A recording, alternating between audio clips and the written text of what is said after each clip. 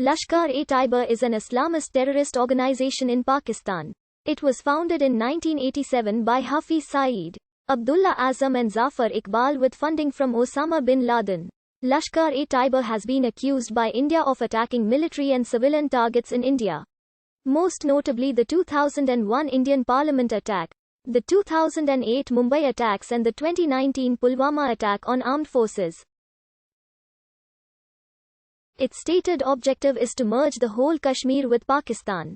The organization is designated as a terrorist organization by Pakistan, India, the United States, the United Kingdom, the European Union, Russia, Australia, and the United Nations, though formally banned by Pakistan.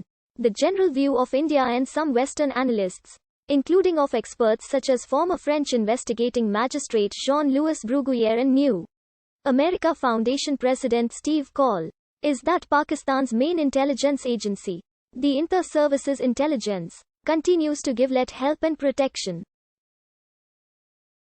The Indian government's view is that Pakistan, particularly through its intelligence agency, Inter-Services Intelligence, has both supported the group and sheltered Hafiz Saeed, the group's leader, whilst remains banned in Pakistan. The political arm of the group, Jamaat-ud-Dawa, has also remained banned for spans of time. However, the group is still active in Pakistan. While the primary area of operations of Let's militant activities is the Kashmir Valley, their professed goal is not limited to challenging India's sovereignty over Jammu and Kashmir. Let's seize the issue of Kashmir as part of a wider global struggle. The group has adopted maximalist agenda of global jihad, though its operations have so far been limited to Kashmir. The group justifies its ideology on verse 2:216 of the Quran. Extrapolating from this verse, the group asserts that military jihad is a religious obligation of all Muslims and defines the many circumstances under which it must be carried out. In a pamphlet entitled, "Why Are We Waging Jihad?" The group states that all of India along with many other countries were once ruled by Muslims and were Muslim lands, which is their duty to take it back from the non-Muslims. It declared United States, India, and Israel as existential enemies of Islam. Led believes that jihad is the duty of all Muslims and must be waged until 8 objectives are met.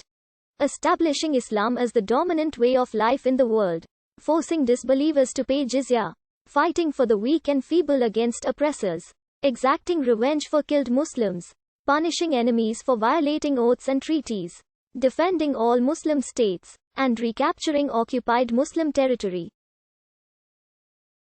The group construes lands once ruled by Muslims as Muslim lands and considers it as their duty to get them back. It embraces a pan-Islamist rationale for military action.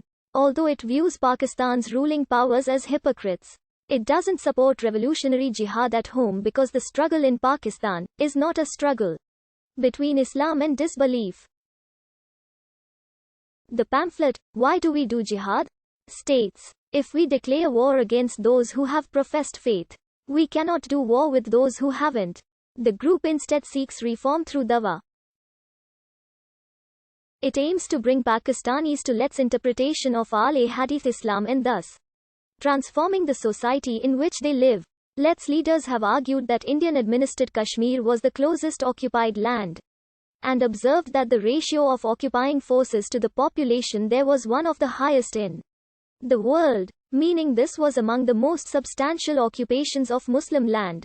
Thus, Let cadres could volunteer to fight on other fronts but were obligated to fight in Indian-administered Kashmir.